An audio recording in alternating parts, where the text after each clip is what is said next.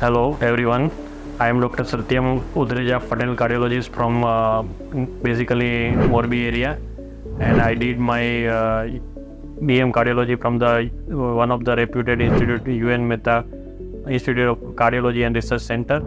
I did my MD Medicine from BJ Medical College, and I did my MBBS from MS University, Baroda Medical College.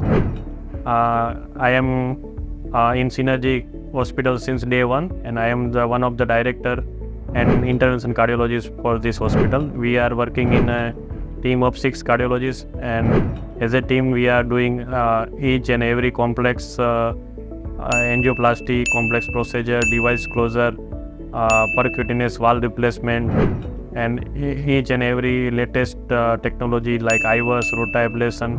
So we are doing this since last 10 years, and key to any procedure, and our main aim is the safety of the patient is the first, and at that time the experience does matter. So we are doing with our wide experience of the team as well as individual since many years. Thank you very much.